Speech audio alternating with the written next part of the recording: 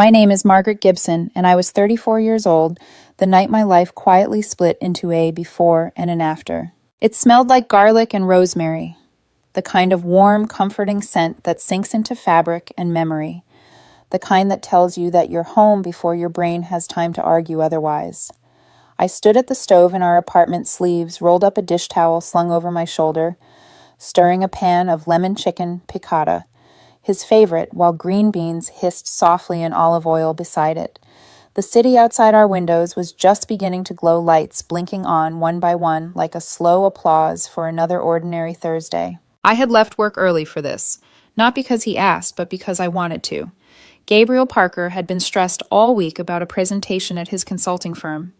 The kind of stress that made him talk faster, sleep lighter, and come home buzzing with anxious energy. He didn't know where to put.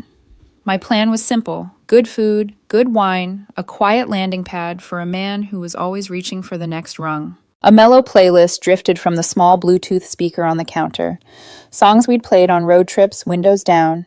His hand draped lazily over the gear shift while I navigated. I smiled to myself as my phone buzzed with a notification from my savings app. The hidden account I'd labeled Future had just updated with its automatic deposit.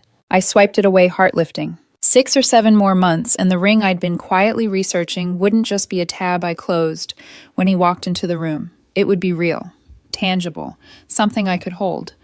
The thought didn't scare me. It felt earned, like the natural next chapter of a story I believed in. The front door opened, then closed. His bag hit the floor with a familiar thump.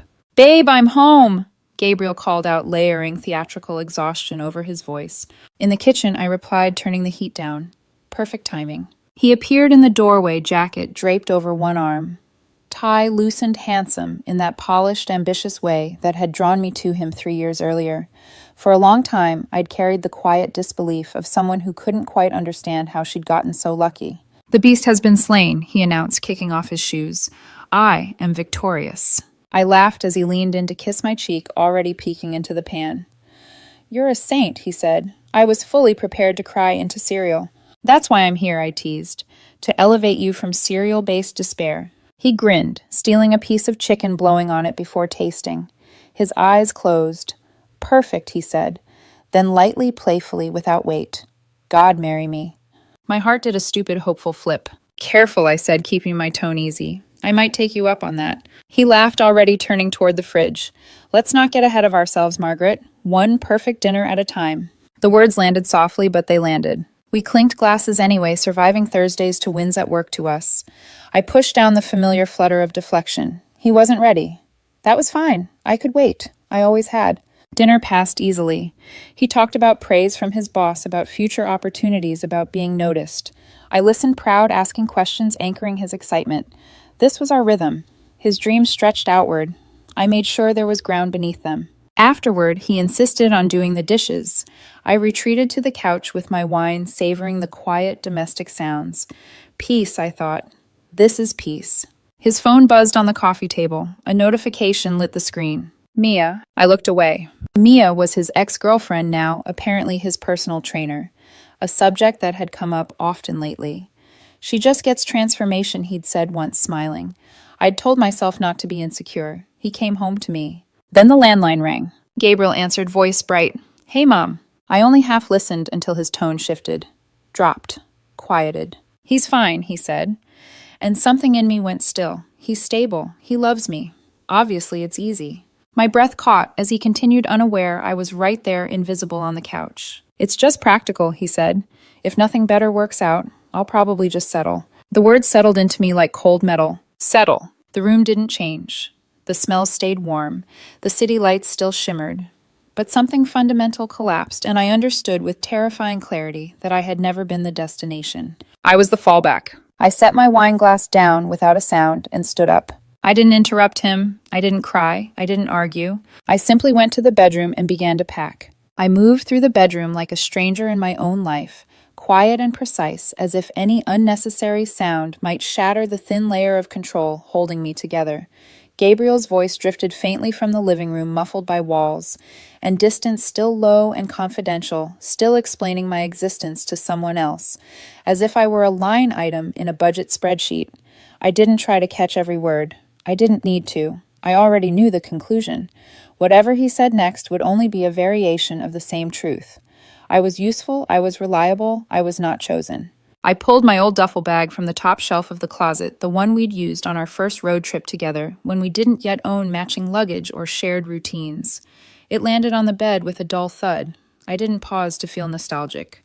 Nostalgia is a luxury you indulge in when you believe the past meant something different than it actually did. I opened drawers and packed only what was necessary, my movements efficient, almost clinical. Socks, underwear, a handful of neutral shirts, jeans, the clothing that belonged to me before him and would belong to me after. In the bathroom, I took my toothbrush, deodorant, skincare, my passport from the drawer, where I'd always kept it just in case the fireproof folder with my documents, my laptop, and charger. I left everything else. Every gift he'd given me stayed behind the watch he'd bought after his first big bonus, the sweater from our trip to Portland, the framed photo of us laughing on a windswept beach. Those weren't mine anymore. They belonged to the version of me who thought she was loved for who she was not for what she provided. There was no shaking in my hands. That surprised me most. I'd always imagined that if something like this happened, my body would betray me, that I'd crumble or rage or sob. Instead, I felt hollowed out, as if someone had scooped out all the noise and left only clean space behind. The clarity was almost frightening. From the small desk in the corner, I took a sheet of printer paper and a pen. I didn't sit down. I didn't need to. The words had already formed, perfectly complete the moment he said them to his mother. I wrote in clear capital letters, pressing just hard enough that the pen scored the paper beneath. Something better worked out. Good luck settling. I didn't sign it. There was no need. He would know exactly who it was from and exactly why. When I walked back into the kitchen, the green beans were burnt, forgotten in the pan. The smell sharp and acrid, now no longer comforting. I placed the note squarely on the counter and weighed it down with the corkscrew from the expensive bottle of wine he liked. The irony didn't make me smile. It didn't make me feel anything at all. I slung the duffel bag over my shoulder, its weight grounding me, and headed for the front door. I didn't look toward the living room. I didn't need to see his face while he was still performing intimacy for someone else. The door closed behind me with a soft, definitive click, a sound so small it barely registered, yet final enough to split a life in two. The hallway was quiet. The elevator ride down was silent. My reflection in the brushed metal doors, calm and unfamiliar, like a house after the furniture has been removed. I looked emptied out, but intact. When I stepped outside, the night air hit my face, cool and sharp, and for the first time since I'd overheard that conversation, I took a full breath. I tossed the duffel bag into the passenger seat of my car and started the engine. As I pulled away from the curb, I didn't glance up at the apartment window. There was nothing up there that belonged to me anymore. The city lights blurred into streaks of color as I drove hands loose on the wheel, following a route my body knew, without my mind's involvement. I didn't go to a friend's place. I didn't go to a bar. I went somewhere anonymous. The hotel was a mid-tier chain on the far side of the city, the kind of place designed to erase people the moment they checked out. Beige walls, clean lines, no history. Perfect. I paid for a week in cash from my emergency fund, a habit drilled into me years ago by a cautious father who believed security was a form of self-respect. That belief felt like a gift now. The room smelled faintly of disinfectant and recycled air. I dropped the bag onto the luggage rack and stood there for a long moment, listening to the hum of the mini fridge, the distant sound of traffic below. It was quiet in a way my apartment never had been. No expectations, no performances, just space. I took out my phone and went straight to the settings. I removed Gabriel from my location sharing. I changed the password on the streaming account under my email and my credit card. I unfollowed him on every social platform. Not a block. Not yet. An unfollow was cleaner, less dramatic. It erased him from my daily field of vision without inviting a reaction. I set his contact to do not disturb, silencing the storm I knew was coming. Only then did I sit on the edge of the bed. The numbness didn't dissolve into grief. It receded into something colder and steadier, a vast clarity that let memories line up like evidence instead of wounds. The way he'd rolled his eyes when I talked about restoring my old car. The nickname he'd jokingly used for me, the administrator, because I handled things because I made life easier. I'd thought it was affection. It was management. My phone lit up on the nightstand. Gabriel. I watched it ring. I let it go to voicemail. A minute later, it rang again. and again. I felt no urge to answer, no spike of anger or sadness, just a quiet understanding that the woman who would have rushed to soothe him no longer existed. She had packed her things and walked out the door. I lay back on the bed, fully dressed, staring at the unfamiliar ceiling, the hum of the hotel wrapping around me like insulation. Somewhere across the city, Gabriel was discovering what it felt like to lose something he had assumed would always be there. And for the first time in years, that realization had nothing to do with me. The first voicemail came through less than 2 minutes after I set my phone face down on the nightstand. I didn't listen to it right away. I knew the order these things followed because I had lived inside his emotional weather patterns for 3 years. Irritation first, confusion second, fear only when the other two failed to produce results. I showered instead, letting the hot water rinse the smell of lemon and garlic from my skin scrubbing until the apartment no longer clung to me in invisible layers. When I stepped out and wrapped myself in a thin hotel towel, the phone was vibrating again, insistent, relentless, as if repetition alone could summon me back into place. I sat on the bed and finally pressed play. Not because I owed him an answer, but because I wanted to hear the truth in his voice now that he was no longer performing for me. "Margaret, what the hell?" His voice was sharp, clipped, annoyed. "What is this note supposed to mean? Something better worked out. Are you trying to be funny? Pick up your phone."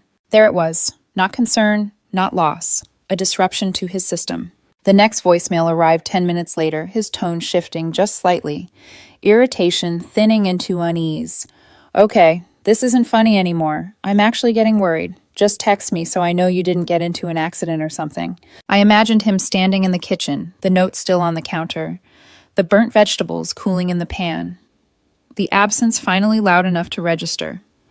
I didn't feel satisfaction. I felt distance. By the fourth voicemail, his voice had softened into something rehearsed. "Whatever you think you heard, you misunderstood. My mom stresses me out, you know that. I just said things to placate her. Come home so we can talk like adults." Placate her. The word choice was precise and revealing.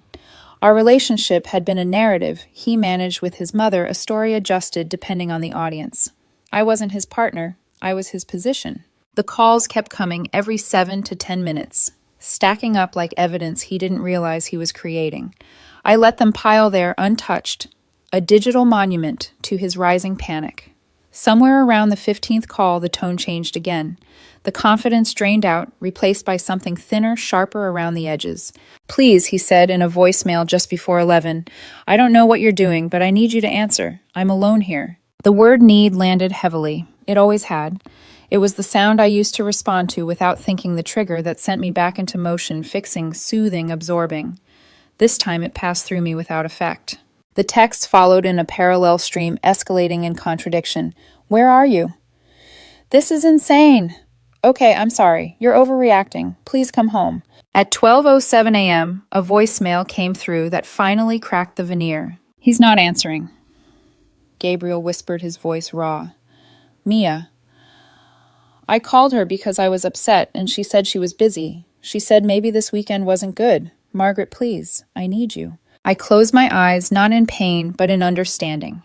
The exciting alternative, the unspoken upgrade, had declined the role. Not because she cared about me, but because she never wanted the job I'd been doing all along.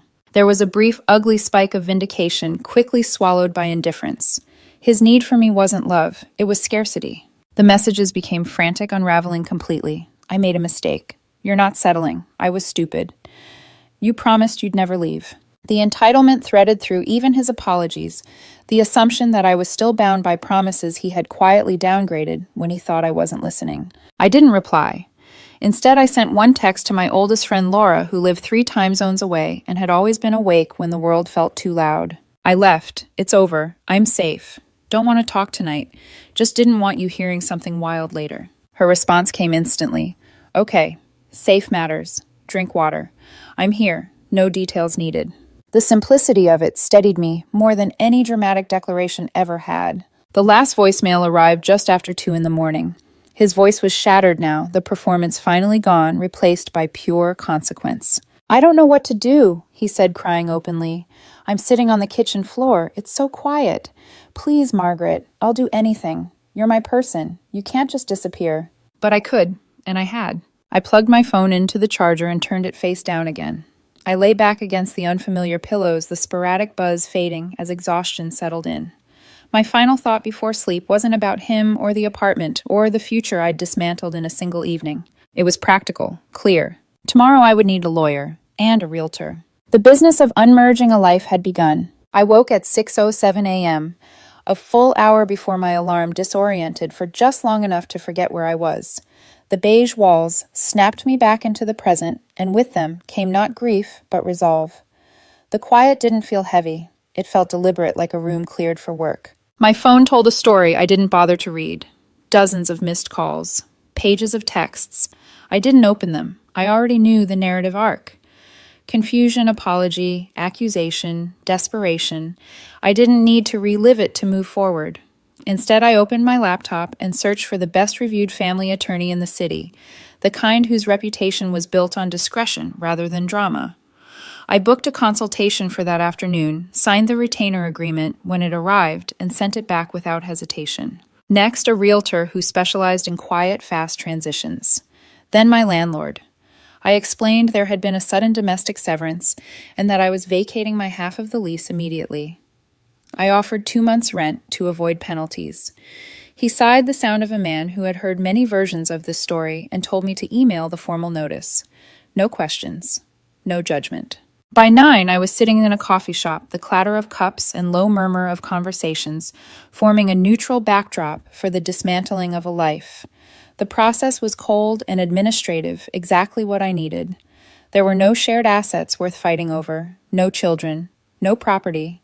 The cat Gabriel had adopted and I'd paid for could stay with him. I didn't want a living reminder of something that had never been mutual. My phone buzzed again.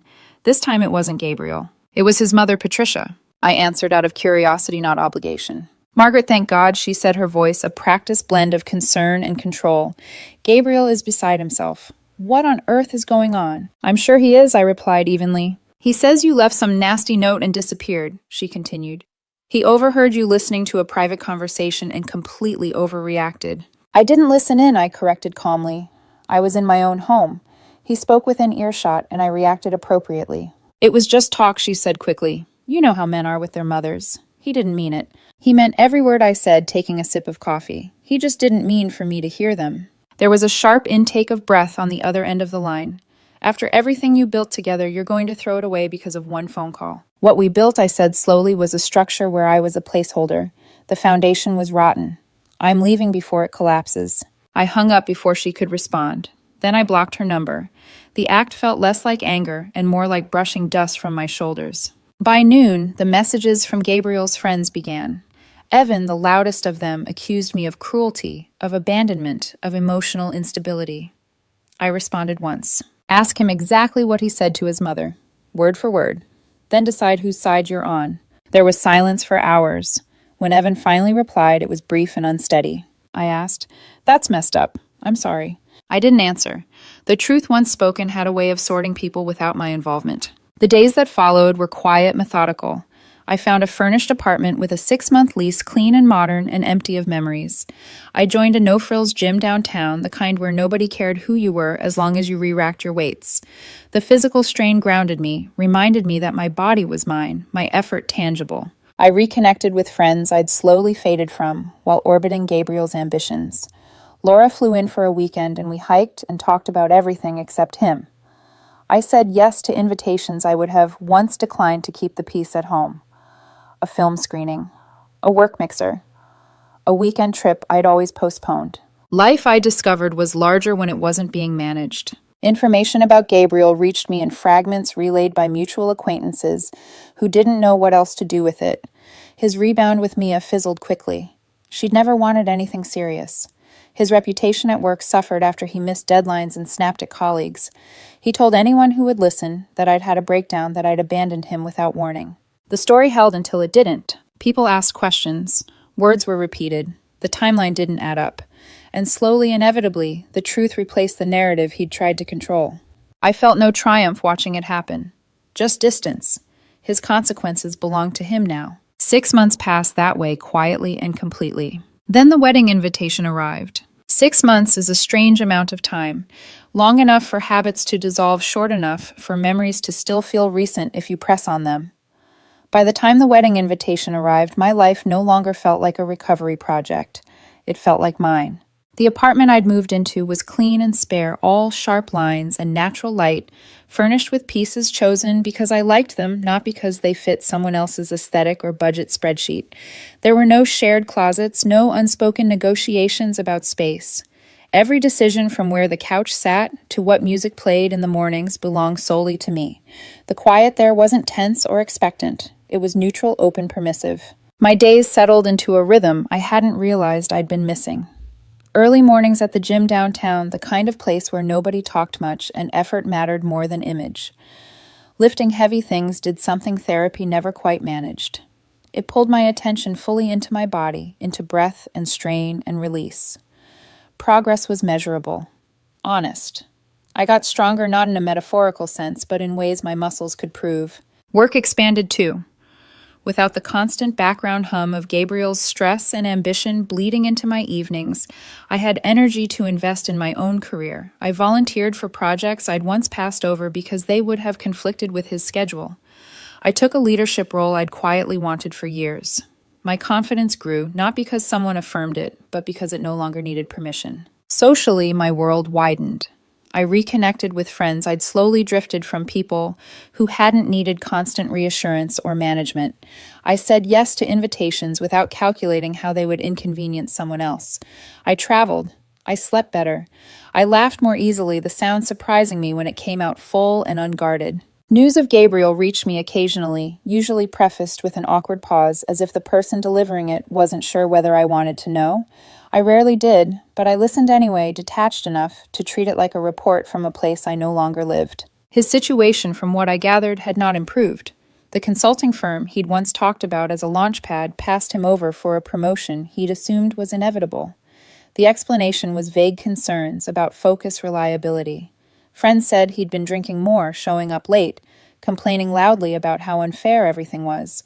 He blamed me openly for destabilizing his life, for leaving him at his lowest. I felt nothing hearing it. Not guilt, not satisfaction, just confirmation of something I'd already understood. I hadn't caused his collapse. I'd simply removed the support beam he'd been leaning on while pretending he didn't need it. Then there was Thomas Reed. We met without fanfare, the way most meaningful things seem to happen once you stop trying to script them. He was a structural engineer, quiet in a way that suggested thoughtfulness rather than withdrawal. We were introduced at a colleague's birthday dinner, seated next to each other by accident. Conversation flowed easily, unforced. He listened without scanning the room for better options.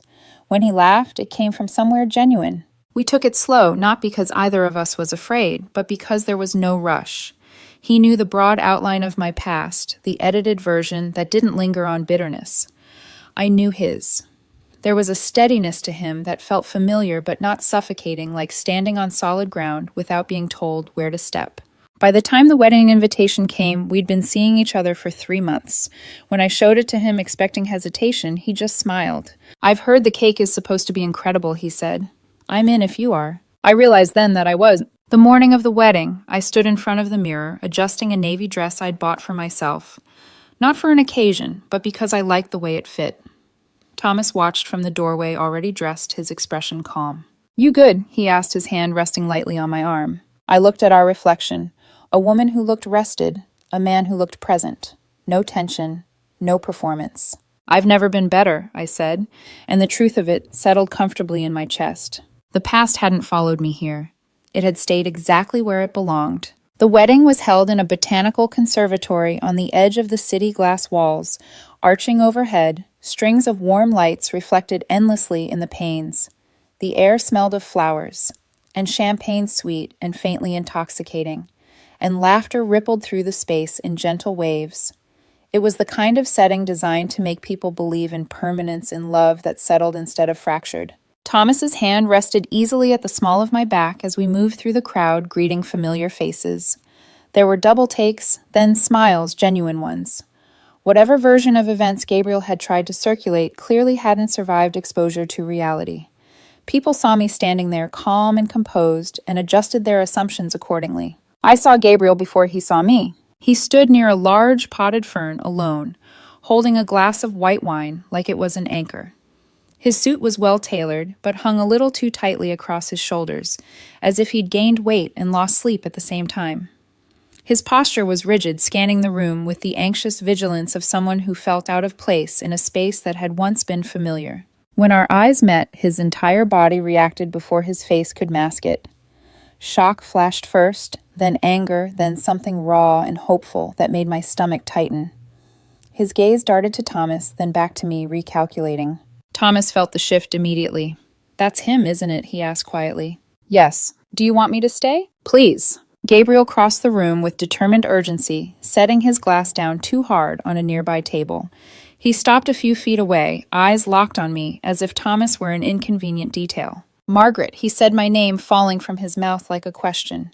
"You came." "Kara and James are good friends," I replied, my tone polite, distant. "Of course I did." His eyes flicked to Thomas again, then back to me, voice dropping. "Can we talk?" "Just for a minute, privately. Anything you need to say can be said here." Thomas nodded once, not moving a quiet wall at my side. Gabriel's composure cracked. "Please," he whispered. "You owe me that." "I don't owe you anything," I said evenly. The words landed harder than shouting ever could. He flinched, regrouped, forced a smile that didn't reach his eyes. "You look really good." "Thank you." He swallowed words tumbling out too fast. I think about that note every day. Something better worked out. Was that just to hurt me, to get back at me? I looked at him carefully. Really looked, and felt a distant, almost academic pity. He still thought this was a dramatic subplot in his life, something centered on him. "No," I said calmly. It was a statement of fact. I felt Thomas's hand tighten slightly in mine, not possessive, just present. Gabriel's face crumpled. "So this," he gestured sharply at Thomas. "This is your revenge. You moved on that fast to prove a point." "We had 3 years, Margaret. 3 years." "I didn't move on to prove anything," I replied. "I moved on because I was already gone." The plea in his expression twisted into something darker, more familiar. "You're cold now," he snapped softly. "After everything I gave you, I made you. I gave you a life." There it was. The truth he'd never bothered to hide once the mask slipped. I leaned in just enough that he had to focus to hear me over the music. "You didn't make me, Gabriel. You managed me." And I resigned. I didn't wait for his response. I turned, guiding Thomas with me, toward the dance floor as a slow song began to play. We moved together easily, the world narrowing to warmth and steady breath. Over Thomas's shoulder, reflected in the dark glass, I saw Gabriel still standing where we'd left him alone, fists clenched at his sides, a statue of defeat amid celebration. Then he turned away and disappeared into the shadows of the greenery. Thomas pulled me a little closer. "You okay?" I rested my head against his shoulder, the past already fading into background noise. "I'm more than okay," I said. We stayed for the rest of the wedding. That detail mattered to me more than I expected. I didn't rush out. I didn't make an excuse or suddenly feel overwhelmed. I danced with Thomas, laughed with friends, complimented the cake he'd been right about, and watched Kara and James glow with the uncomplicated joy of people starting something together without hidden contingencies. The night unfolded exactly as it would have if Gabriel had never been there at all, and that was the final confirmation I hadn't known I needed. At one point, Thomas and I stepped outside into the garden for air. The conservatory lights spilled softly through the glass behind us, and the city hummed at a polite distance. He didn't ask questions. He didn't need a recap or reassurance. He simply stood beside me, present in a way that didn't require explanation. "I'm glad you brought me," he said after a moment. "So am I." The words weren't heavy. They didn't carry obligation or future promises wrapped in expectation. They were simply true. Gabriel didn't reappear. Later, someone mentioned he'd left early. I felt nothing hearing it. No triumph, no sadness, just a quiet sense of finality, like closing a book you've already understood by the last page. Life continued after that.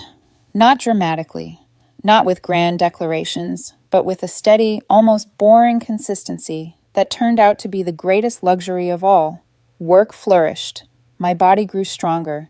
My friendships deepened in the absence of constant emotional triage. Thomas and I built something slowly, deliberately, without needing to define it before it had the chance to exist. Every so often I thought about that night in the kitchen, the smell of garlic and rosemary, the warmth that had felt so real until it wasn't. I no longer replayed it with pain. I saw it clearly now for what it had been, a performance. I hadn't known I was attending a role I'd been cast in without consent. I didn't regret leaving without a confrontation. I didn't regret the note. It had said everything that needed to be said, not as revenge, not as cruelty, as truth. Something better had worked out. Not because I found someone else, not because Gabriel lost anything, but because I stopped